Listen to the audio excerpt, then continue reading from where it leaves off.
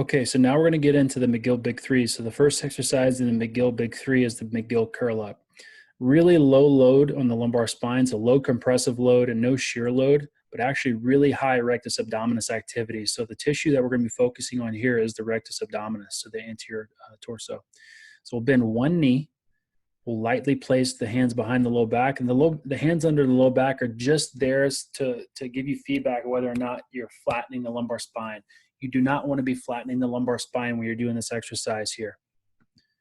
The chin's gonna be down. I'm imagining I have a rod from the top of my head to about the mid part of my mid back here, and imagine there's a string around the top of my t-shirt there, and I'm being pulled straight up towards the ceiling.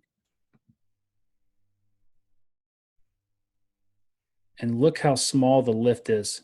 That's it. That's how high off the ground you lift. Now, it's not just the cervical spine, it's also the scapula as well. So my scapula and my cervical spine and my head are lifting straight up, straight up. I mean, no higher than 1.5 inches. Really, it's really, really, really minimal. It doesn't look like enough, but if you do it appropriately, you actually feel quite a bit of rectus abdominis activity.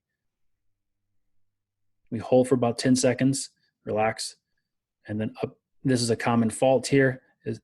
Both of those. So really common when you lift up, you'll get that chin jutting there. I'm exaggerating it. It may not be that high, but this is a really common thing you'll see. And then also too is people try and do a crunch. It's not a crunch.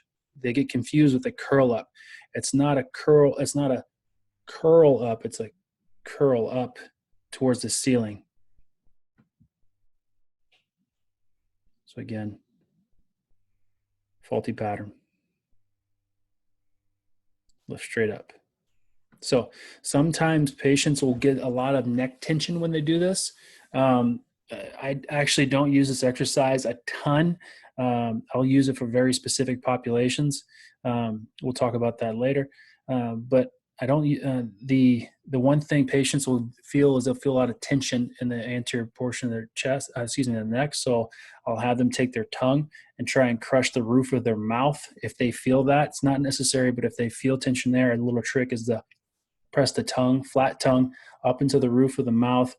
And what that does is it helps fire the deep neck flexors to create a little bit more cervical spine stability. You can switch the legs and execute. That's the McGill curl up.